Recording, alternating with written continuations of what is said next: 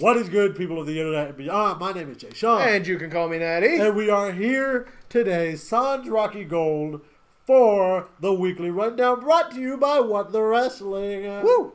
Yep, we're here today. We're going to do what we always do in a rundown. Raw, SmackDown, give our opinions on both. We're going to go off on a couple of tangents because this is the week before WrestleMania. This is the go-home week for WrestleMania. Whoa! We are excited. Whoa! WrestleMania! We're going to talk about a lot of things. We're going to talk about some stuff coming up for NXT as well because, yeah, I want to talk about some things coming up for NXT. Okay. Well, like one thing in particular, but I'm sure you can already guess what it is. But we're getting off on a tangent already. Let's get into it. How about we Raw kicked off with, interesting enough, a press conference, believe it or not. Well, basically what they were doing is they were continuing to hype up the mixed tag team match that's going to be happening between Ronda Rousey and Kurt Angle versus Stephanie McMahon and Triple H. Woo! So they decided to set this thing up, I believe, kind of like what they would do with like UFC and such. Have like a guy in the middle, kind of commentating. Have the two camps table on this side. end, a table on this end, a guy in the middle, and then like three photographers who got a break. I was gonna say like they both go back and forth a little before we get to the photographers part, but they both kind of go back and forth. I like how one of my favorite lines for the segment was okay. There wasn't really anything. That changes the whole entire event. It got me a little bit more hyped for the match, I'll tell you that. It did. With one line in particular that I absolutely loved. It's like, as they're relaxing there or whatnot, Ronda Rousey, with the most smug look on her face, picks up the mic and it's like, hey, Stephanie, what's your dominant hand? Wait. Before that, because that did cover, that was a great... Thank you. I'm glad because I agree with that. That was like the best line of the entire thing. Well, I'll let you do your thing first. Stephanie, one of the best lines that Stephanie, which I'm so surprised she had it, instead of her mindless yelling that she always does, she had a good line where she was like, oh, I'm just curious how well you are at taking a loss because, the last loss you took. And, it kind of went off on a tangent talking about her, like, two losses that she ever took. I think it was more than that. Was it two? I think it was like just two. Nevertheless, we get the point or whatnot. Basically, we see how she handled losses. Yep. AKA, you're in WWE now because of your losses. I mean, no, I'm joking. I think that's what Stephanie was kind of going at, but I'm not going at that. I respect Ronda as like crazy. However, one of my personal favorite lines is that, like not too long after that was said, Rousey, she picks up the mic. She's like, "Hey, Stephanie, what's your dominant hand?" And Stephanie's confused for a second, and she's like, I'm right hand. She's like, I just want to make sure that you know what hand you're going to be using whenever you sign my checks. Drop the mic. The official quote, I think I got it right here. I think I remember it. Was I just want to know which arm to break so that you can continue to sign my checks. Okay. So it was something along the line. So basically, she's gonna break her left arm so that way she can still use her right arm to sign the check that she's gonna be getting. So.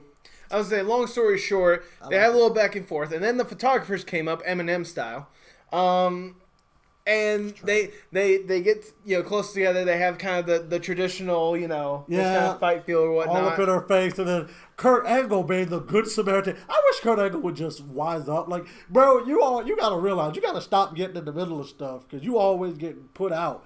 So he goes in the middle and is like, all right, ladies, calm down. WrestleMania is in a couple of days, and then bop right to the back of the head. Triple H grabs. It wasn't bonk. It was boink. he grabbed Ronda's mic and like jabbed it into the back of his neck and sends him flying out of the ring. And so Ronda goes to like try to intimidate Triple H, where Stephanie McMahon gets up underneath her and suplexes her into the table. And Ronda Rousey had like the weirdest face. I wish we could get a picture of it. Had like the weirdest like angry, I'm kind of hurt, but I'm still angry face. It was a good for opening segment. It was a good opening segment. I'll give it that. And if there was any doubt of my excitement for this match or whatnot, I will admit, was it a perfect segment? No. There were some lines that Ronda Rousey flubbed. And to be fair, she's still getting used to this whole entire talking, promo style or whatnot. Right. But this thing kind of added or at least secured the excitement that I have for this match. I'm really interested in this match. This is one of the matches I'm looking forward to. One of the top 5 matches I'm looking towards on this WrestleMania card. Yeah. Yeah. After this, we had Bayley going up Sonya Deville of Absolution. This match was fairly. It was a solid match. It was decent. I mean, if nothing else, it's kind of one of those. Bayley had control of the match for the most part, but for the most part, Sonya definitely did come back or whatnot. But at the same time, Bayley overall had the kind of match, and she actually won via a roll-up onto Sonya Deville. Because she couldn't get that Bayley to belly. Yeah. But as soon as the match is over, they jump her ass. Mm-hmm. Sasha Banks comes down. Oh, yes. Clears the ring. Mm-hmm. Bayley is like, I could have did that without you. Dude, do that again. And then she's like, raise my hand, Bayley. Yeah. I helped your ass. Raise my freaking hand. So Bayley is like, okay, I've had enough of this. They have a little scuffle in the middle of the ring. That wasn't even a little fight. That was a scuffle at best. Then Absolution jumps back into the ring, beats up both of them, and that's how the end of that was. Essentially. It's one of those, I appreciate the little mini spotlight they've given on to Sasha Banks and Bayley or whatnot. And I half wish there was a match at Mania for it, because I know what these two could put together, but at the same time, I'm willing to wait. Yeah. I'm willing to wait. Give it a little bit more time, have more of the heat kind of brew between the two a little more, Get that slow build. Slow build. After this, we had a match that is good every time it's put together. We have Finn Balor going up against Seth Rollins one-on-one with The Miz on commentary.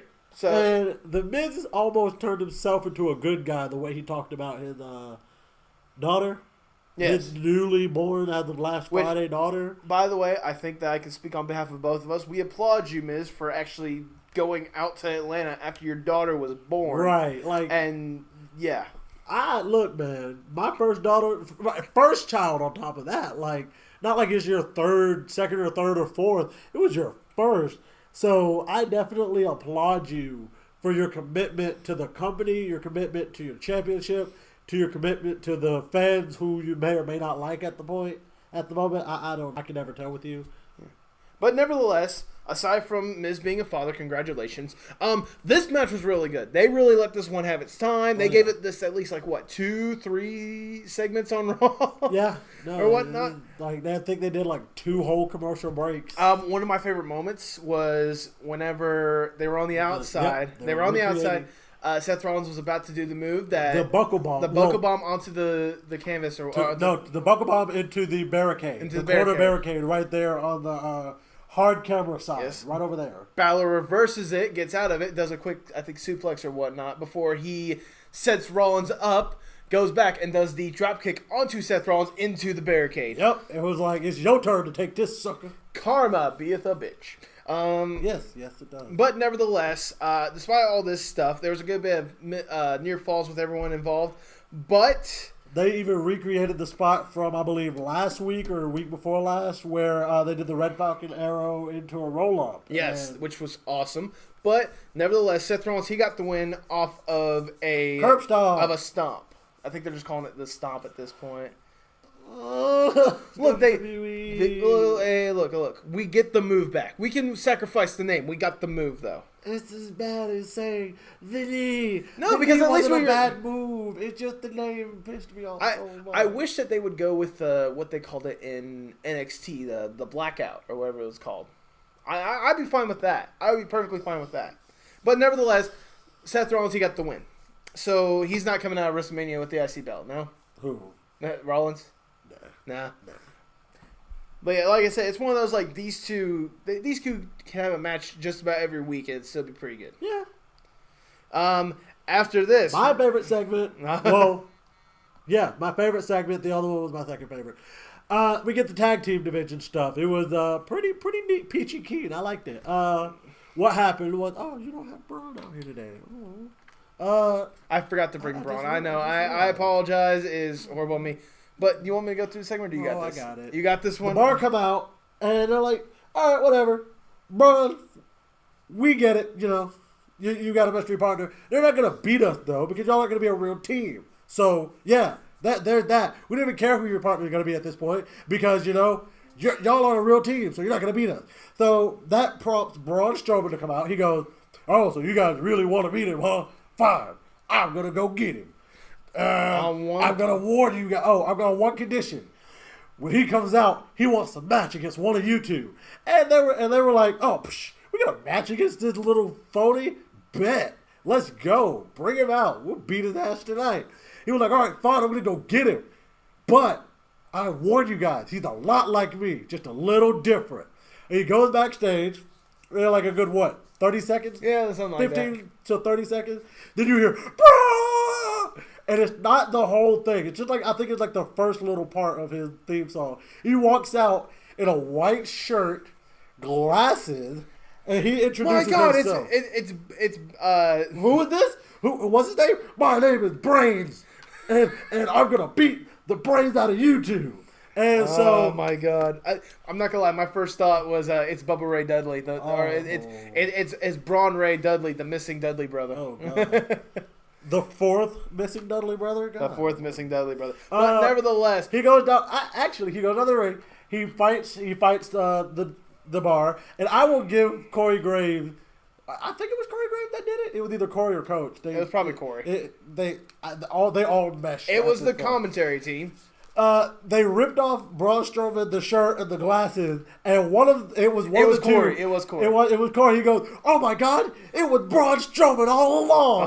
Oh my God! Like thank you so much for actually keeping up the charade that it was actually somebody different. So. Yes. And then after this isn't in these notes, but backstage, Braun Strowman is walking around or whatnot, and who else shows up but Kurt Hawkins with a shirt that says "Pick Me Braun," and he's like, "Look, man, I see you're having a little issues finding your partner and all that. So I'll tell you what, you want your moment, I want a moment. Let's be partners." Then, without a single bit of hesitation, Braun Strowman looks at him. He asked one question before. That's the thing that I'm going to. Is that the thing you're going to? Okay, I thought you were going to. Without a single bit of hesitation, he looks him in his eyes and goes, "What's your win-loss record?" And he goes, "But that's where you come in. You can give me my big break. We'd be tag team champions. And he proceeds to grab him and throw him literally through the nearest wall. Like he was literally thrown through the wall. Looks down on him and says. I don't know. I was gonna say, my personal comment was gonna be talk about a big break. That's essentially what he said was. Yeah. That's your big break. There's your big break. Yeah, that's essentially it. But yeah, talk about a big break, huh? Breaking through a wall. You get it. Yeah, I get it. I get it. I got it on Monday when he put Braun. When he put him through the table. Yeah. But essentially, so after this, we had two promos that I never thought would go well together. We had Goldust having his, over-the-top flamboyant 24-karat production thing, basically to where he is saying that he is entering to the Andre the Giant Memorial Battle Royal. And I went back and watched it after I heard some notes on YouTube where he even quoted Andre the Giant from The Princess Bride. He did. He quoted. I had to go back and watch it because I didn't know the actual quote. I had to look up the quote. And I was like, oh.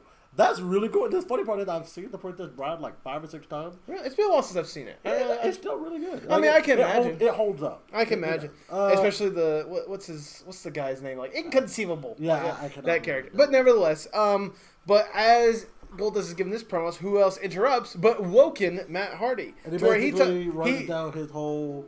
I was going to say, he reiterates that he is also entering the Andre the Giant Memorial Battle Royale, but Goldust needs to get ready because they have a match tonight. Yep. They have their match.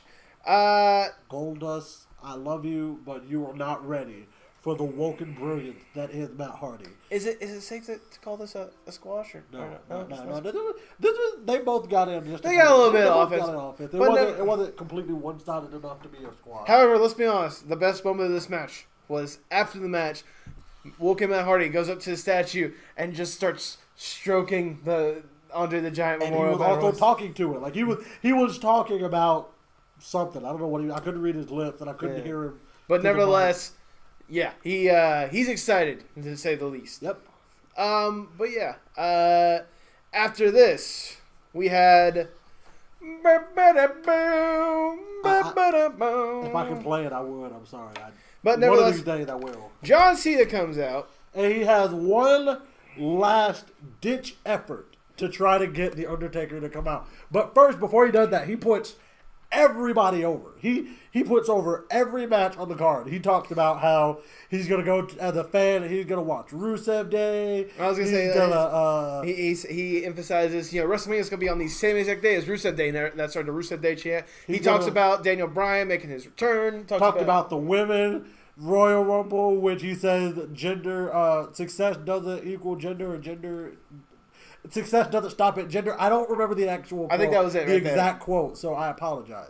But he puts over all of the other matches. Then he finally goes, wait, have I tried to summon the Undertaker here in Atlanta, Georgia, right now, And everybody was like, no, you haven't.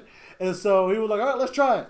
And then so everybody cheers, and he goes, you guys got to be a lot louder than that for me to cheer, for summon the Undertaker. So for a good 60 seconds, the fans cheer. It even gets to a point of Undertaker, Undertaker, for way longer than I ever would have thought. Since last year, this was the longest Undertaker chant I've heard. But he was just like, yeah, all right, Undertaker, I see how it is. Seems like you left your balls back in Death Valley. Back in the Death Valley, which is funny. I love how they're still trying to keep kayfabe enough of saying that he's from Death Valley, when we all know at this point he's from Texas. But nevertheless, he's basically saying that you had your chance and you turned your back on the people, on the WWE universe. And that's the one thing you don't do. But nevertheless, I'm sorry, guys. I tried, but looks like I'm going to WrestleMania as a fan. Yeah, he was like, yeah, and I will give it to John Cena. I really appreciate his, he was like, I don't care that you disrespected me about this, man. I just care that you disrespected these fans out here that have put you on a pedestal like a god. Yep. And I was like, yeah, you're right, bro. You got it. You are right. But nevertheless, we've gotten past the final Raw of WrestleMania, and we don't have any sign of The Undertaker. Interesting enough. After this, we had the one and only. Hello, my name is Jashawn, and I am impersonating Elias. Elias came out to the ring. He initially just talks a little trash about, if it was up to me, I would bypass this city all the way to where it matters at WrestleMania in New Orleans, to where I will give my greatest concert of all time. And he was about to start his usual scathing rhyme about Atlanta before Heath Slater interrupts. That's pretty much how I feel every time I hear his theme song. It's like, I would love to love it more, but it's good, but I would love to love it more. And it's one of those like, okay, so Heath Slater gets the ring, and AJ, it's nice to see Heath Slater and Elias, they both appreciate the power of a squash. Yeah, this was a squash match. This essentially was. It's one of those like, Elias got the win. I don't even know if he is finisher, but that was. Rhino was on the sideline. That was about it. It was a match, but it's one of those, hey, I can't wait to see what Elias does at WrestleMania. After this, we had the tag team match of Alexa Bliss and Mickie James going up against Dana Brooke and Asuka. Backstage, basically, Alexa and Mickie James are continuing to mock Nia Jax or whatnot. Meanwhile, Nia Jax, before this, she gave kind of this emotional interview about, hey, I was bullied, growing up, all stuff like that, and I'm tired of seeing bullies and all stuff like that. Am I the only one that just doesn't like the whole entire bullying storyline? Yeah, no, I don't either. Just... You already know what's coming, but oh god, it's just WWE. It felt really flat. Yeah, but nevertheless, once this match started, Dana Brooke actually had a decent showing out this time out. Like she showed she is. Let me put it like this: she has definitely improved a lot more than when she was the protege for Charlotte. You remember when that was a thing for Dana Brooke? Yeah. Yeah. So I it's nice to see her, but sadly she is overtaken by Bliss and James before Asuka gets herself in and basically just destroys everyone in sight. But Asuka, she gets the win off of the Asuka lock or whatnot on Mickie James. Yeah, this is. I will say, when it came to the interview beforehand, it was probably one of Nia Jax's best interviews or best speaking roles or whatnot, because it sounded like it was coming from the heart, and so I appreciate that. But at the same time, this match was just here to just finish up whatever little hype was there. True. After this, we had our main event. Well, I should say we should preface it. I think. Yeah, we should do a little bit of prefacing. We apologize that we didn't do it earlier.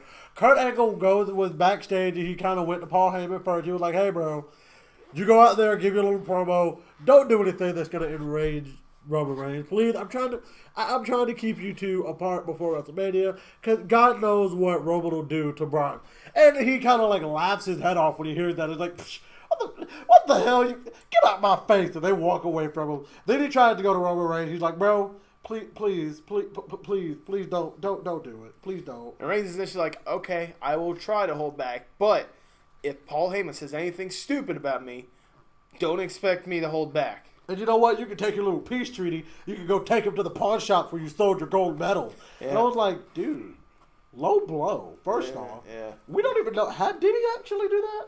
I don't think so. Exactly. Like, geez, bro. Like low. That's like the lowest of blows. Like, geez. But nevertheless, Lesnar makes his way out there with Heyman.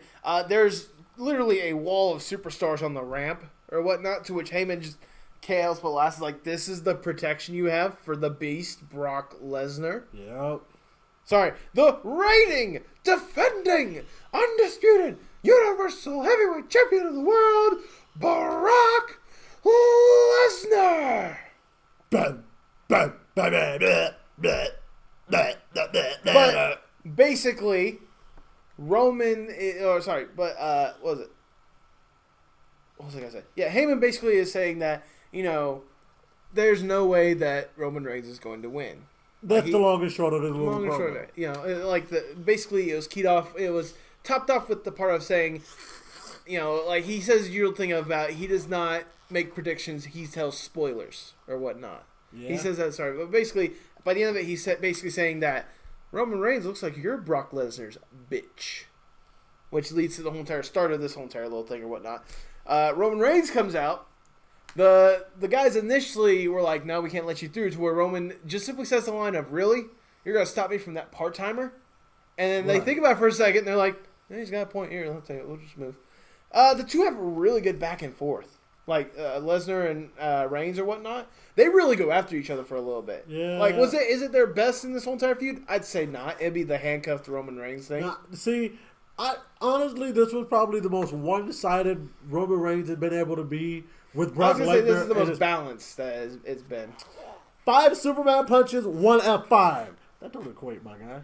I'm saying the most that has been so far. Because the rest of the time, there's either been a handicap or Brock Lesnar has straight up manhandled Roman Reigns. Meanwhile, Roman Reigns, at least he got some offense in this time. That's fair.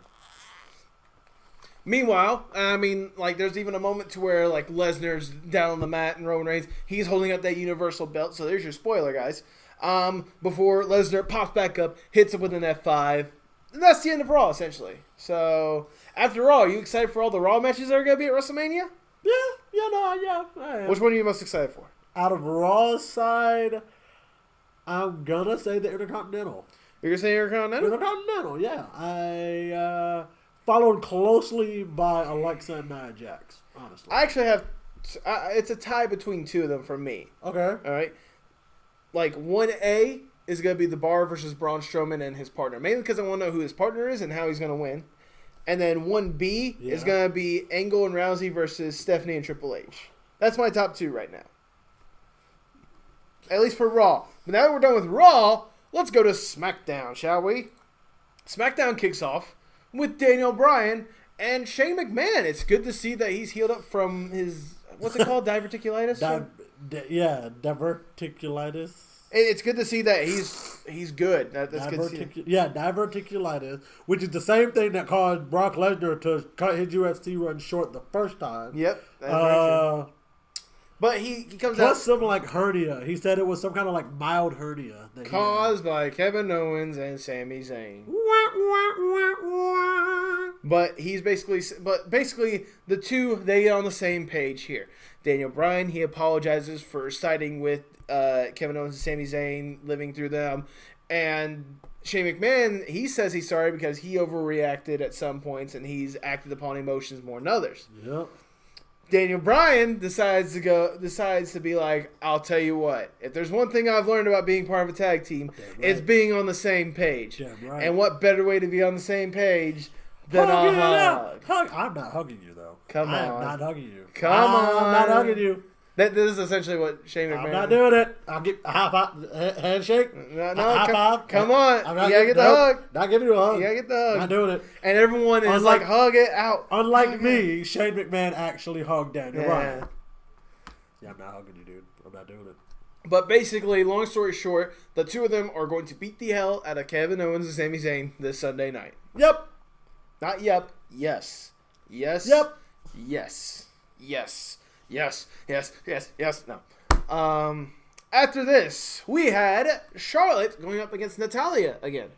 The match overall was pretty solid. It was a standard back and forth that you get between the two. There was a moment, my favorite moment, when the Miss Money in the Bank. That's what I was gonna say. That was towards the end of the match. Money in the Bank. Oh. Hey, I'm not sick. Where Miss Money in the Bank came and she tried to cash in. Here's my big thing. Why would you bring another referee out with you? That is where you messed up, Carmella. I think it's because the last time she tried to do it with the ref that was in the ring, Charlotte accidentally kicked the ref out of the ring, or Carmella kicked the ref out of the ring. I guess. I mean, it's one of those security more than anything else. Yeah. But before she gets into the ring and she's handing the briefcase over, and Charlotte rocket kicks the briefcase. I'm surprised it didn't fly into the crowd. It was like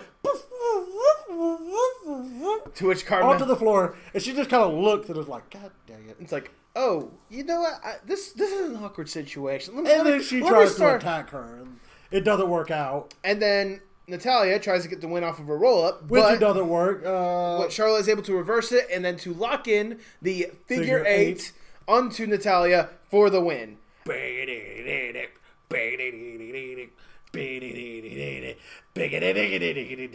that's what you're going with. After the match, Asuka came out, and she comes out, and she's about to do her standard, at WrestleMania, no one is ready for...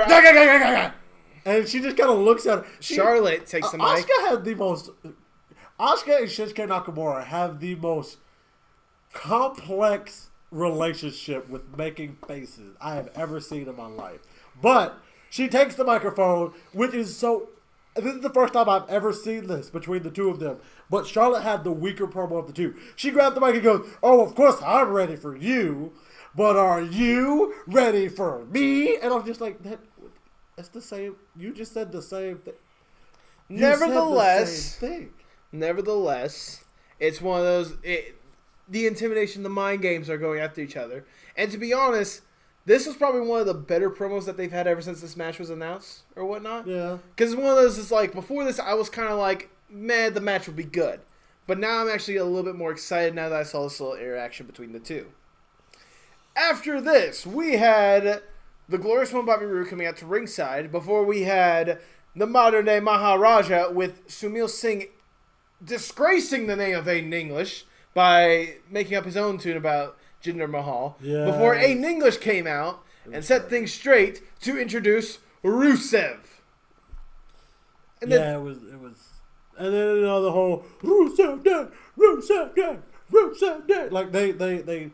And Aiden English, I will admit, I'm taking this from, I believe, Brian Zane. Hey Brian Zane, I got something for you a little bit later. Aiden English does his he does a little pseudo Dwayne The Rock Johnson where he was like, "It's Rusev Day." He took a dramatic pause that was like, "Yeah, like that." And then he does the whole, "If you smell I can see it. I can see fantasy concert, Dwayne The Rock Johnson and Elias playing their guitars as Aiden English sings. I was to say just straight up, I don't want to say a cappella group, but have Aiden English pick up an instrument and have just a 3-man band. I'm just one man. I knew you were gonna make that joke. Goddamn. I'm a one-man band. Anyways. I'm sorry. I just No, had to I was do gonna it. say, I had to do it. But what I was going to say is, if you smell what Rusev is cooking. Okay, I can see it. But nevertheless, to get on with this match, it was a solid back and forth. Randy Orton was watching backstage. It's nice to see these two go after each other. Because in fact, these two were actually used to be a former tag team, if you think about it, for like a hot second over on Raw. Oh yeah, they Yeah. were. Ooh, yeah. Yeah. That was fun for hot. It's one of those I wish they had at least a tag team championship shot. But nevertheless, Rusev actually gets the win on this one with a Machka kick. Machka! But it's funny. Rusev, after the match, Rusev might as well have grabbed the mic and went, Randy! RKO. Like, literally, like, he had no time to celebrate. Like, he stood up and was like, yeah! And, like, ate an RKO. Then Aiden English got up on the turnbuckle and was gonna try to, like, jump down, like, I guess, jump. I don't know what he was gonna try to do. He was gonna try something. He gets pushed by Bobby Roode and almost botches the absolute crap out of the airborne RKO because they're like, there wasn't enough height between, like, Aiden English and where Randy caught him, and then it was like slammed right into the mat. But it worked out. Then Bobby Roode gets into the ring, picks up the U.S. belt, hands it to Randy Orton, and before he lets go, he kind of tugged on his like, remember, I'm a competitor this Sunday too. I'm sorry, I'm just getting so excited for WrestleMania 34. I'm choking on the excitement. Then he lets go of it and is just like, I'll see you this Sunday.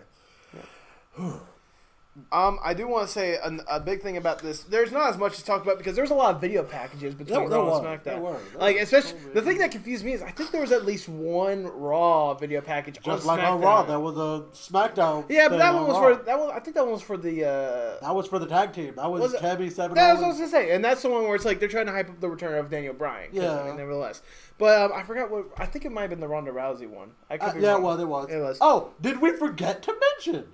They mentioned that if you join the WWE Network this week, the first month, including WrestleMania, is gonna be free. For new members. For new members. Of course. Oh yeah. So for those who don't have WWE Network or have never had WWE Network before, what are you guys waiting for? Get WrestleMania. We're not sponsored to do this. It's one of those. It's gonna be WrestleMania. Yeah, we're definitely not sponsors. We want to be sponsored. WWE, listen to us. We're helping you out. I like it.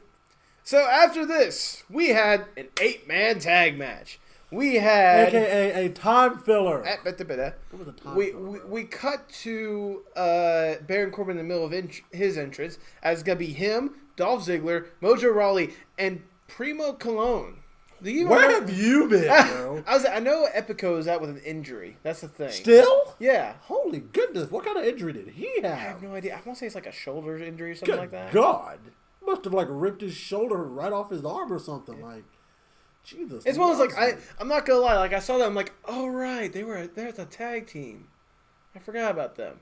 It's one of those like I wish they did more than the whole entire "Come to Puerto Rico, the shining star of the Caribbean." Like they were actually doing some halfway decent stuff with them. Bring Carlito in. Let them do like a pseudo Uso Roman Reigns type thing. I was gonna say they were doing some decent stuff with them whenever they first came on to SmackDown, going like actually hardcore and just being the Colognes instead of the shining stars. There's an idea that people have pitched that I really want to see happen one day. And what would that be? The Usos with Roman Reigns, they form a faction. Because you know they're all a part of the same family. Yeah. They form a faction called the Bloodline. Yeah. And they are a heel group, though. That's the caveat of it. They're a heel group. If they do kind of like an Uso heel thing, I'd be perfectly fine with Roman I could see it so much. Anyways, we've gone way off on a tangent here. Yes, we have, but I just fantasy booking. Oh, I would love it. But anyway, so we got that group of 4 going up against Zack Ryder, Ty Dillinger, and Breezango in an 8-man tag match to hype up the Andre the Giant Memorial Battle Royal. Yeah. Look, honestly, for what it was, as you said, a time waster, it was a solid one. Yeah, hey, man. One of the major factors of the match is the whole entire everyone's tossing everyone over the top rope like they would in the Battle Royal. And then Baron Corbin freaking tosses the shit out of Tyler Breeze. Like he got thrown. But no, but before I say that though, don't get me wrong. I'm happy that they're all going to get a chance to be at WrestleMania, albeit in the pre-show. They're all going to get their WrestleMania moment for it now. I mean, it's one of those. It'd be interesting to see how it goes now. But nevertheless, Baron Corbin, after he tosses Tyler Breeze over the top rope, or kicks Tyler Breeze on top rope, Fandango tries to pin him, but he gets up and delivers one hell of an end of days to Fandango. Yo, Baron Corbin gets the win.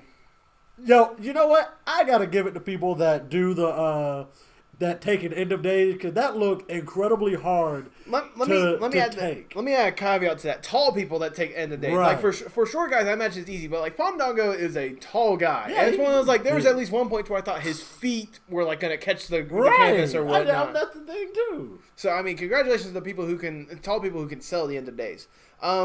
This isn't part of the notes that I have here, but one of the things I do want to emphasize is, like we were doing just a little second ago, the New Day were basically hyping up the whole entire, hey, you can get the WWE network and you can watch WrestleMania for free if you're new. The Usos come in with it, and like, oh, sorry, I forgot to mention one of the main parts is, like, Biggie, let me see your phone. Okay, reaches into the top pocket, pulls out his pancake. Oh, I know, it's in my pants. All right, it's in my shirt. Pulls out a bag of cereal, tosses it aside. He's like, oh, it's in his leotard. No, it was in his back pocket. Oh, it was in his The back phone was in his back pocket. Aww. But it was his phone that was in his back pocket, and then he pulls out his tablet. The tablet that was in the and then Kofi had his laptop under his shirt or whatnot. And then they were like, dude, pull the Xbox out of Xavier. Pull the Xbox out of and Xavier was like, come on, pull it out. I want to have that Xbox 360.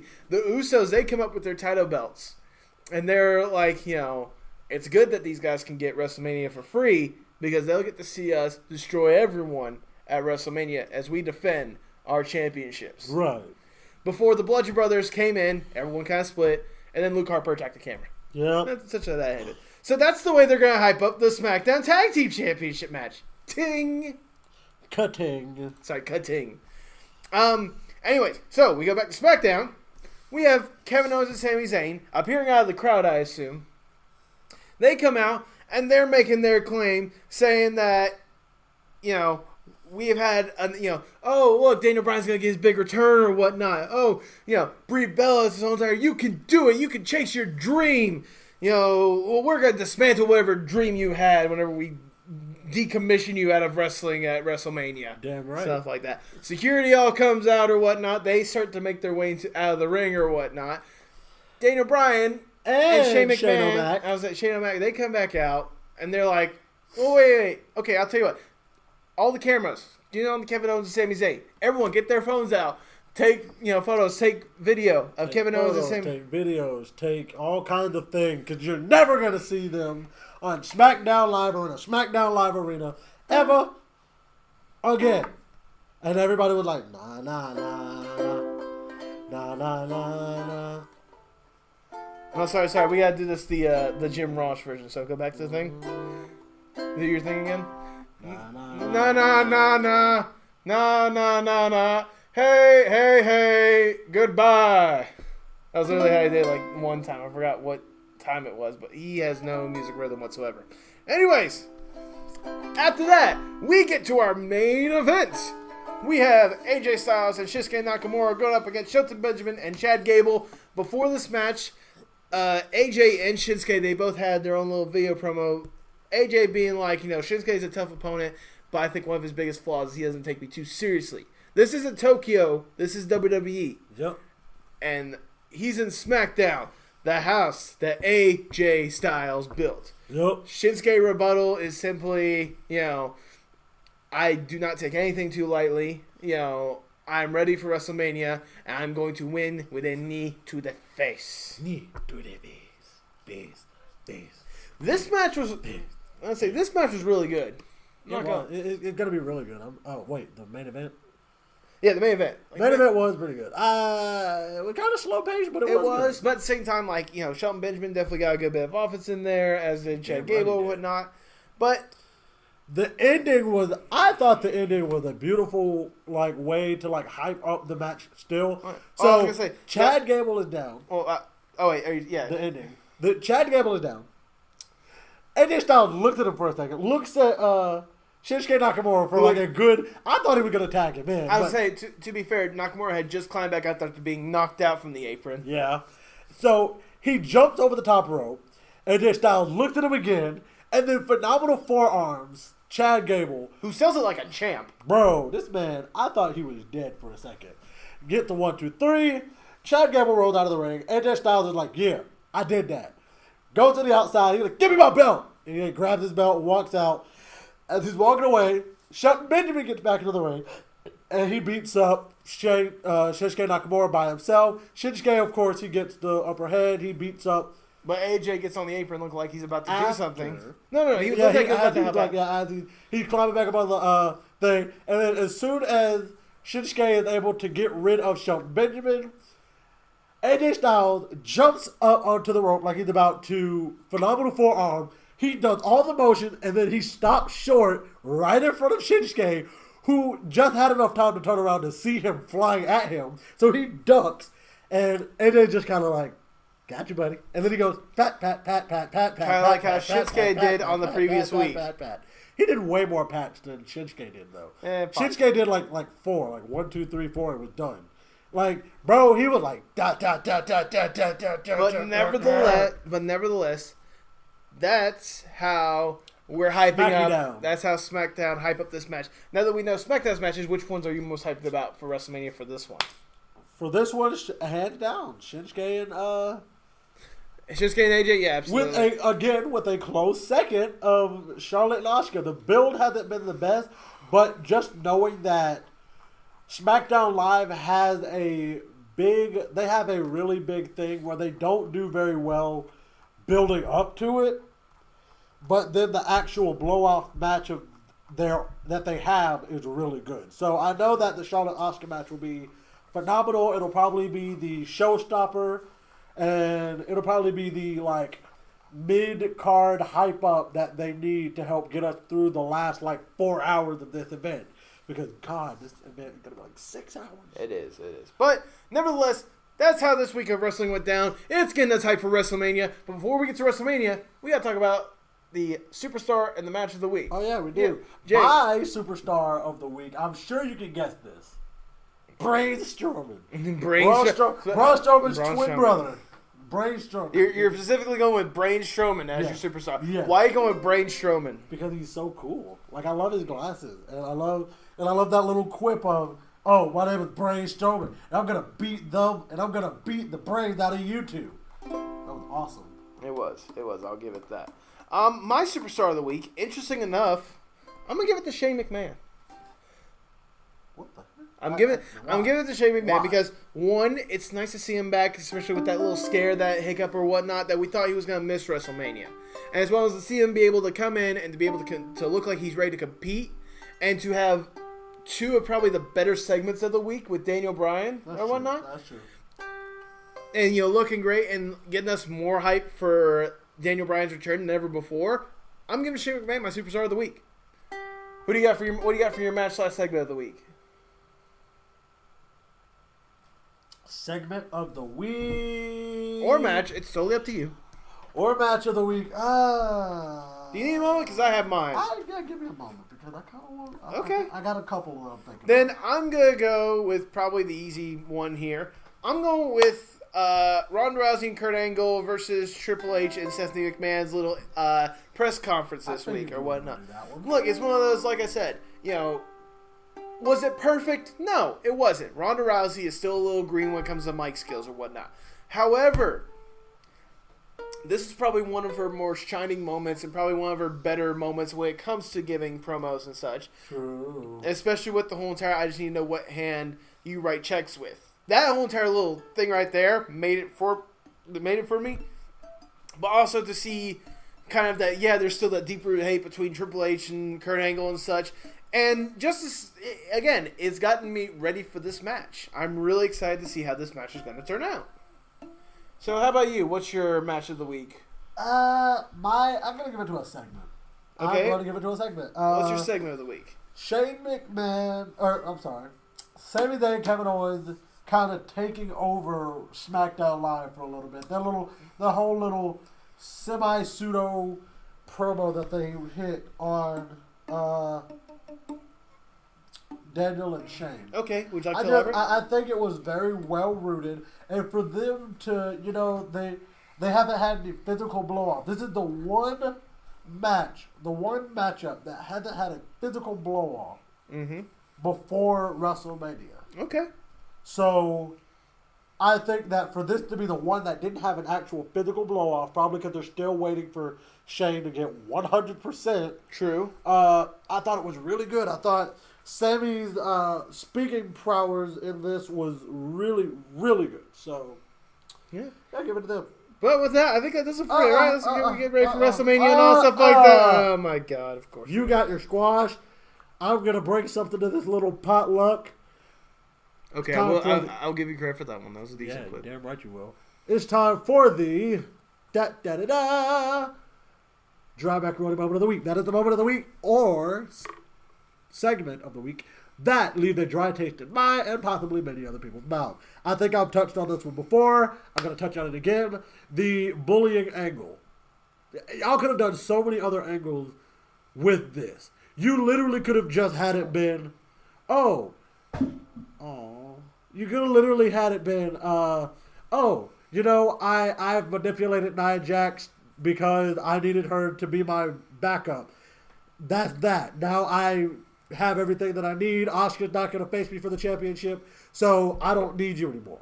You literally could have had it been that. But instead you run around of, she's big and this, that, and the other. She's not pretty and this, that, and this bullying. And of all things, you put Mickie James in the mix of this too. And if you don't remember, Piggy James was a thing. Piggy James. If you don't know what I'm talking about, please just look it up on YouTube. Get done with this video and look it up on YouTube. I'll say, or don't. Please don't. Piggy James. It was the low light of SmackDown for a long time. The low light of Mickie James's run some years ago. Oh my God, it was so terrible. It really. But with that being said, WWE, you have truly dished out a dry heaping of macaroni. Do better. But with that, we're done with what we consider the final week of WWE for this year.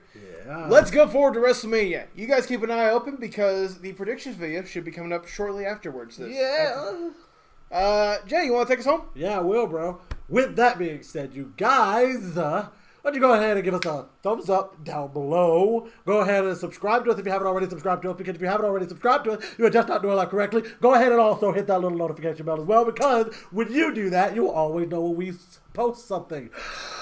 Comment your favorite moment of the week. Comment what you're looking forward to for WrestleMania. Comment what you thought was awesome or maybe terrible about this week in WWE. Go ahead and follow us on Twitter, our personal and our business Twitter, which will all be linked down below. Share this video with everybody that you know, because sharing it truly caring. With that being said, I've been Jay Sean. And I've been Natty. Oh my God, I think I broke a new record, but I'll see you guys later. Hasta luego, amigos.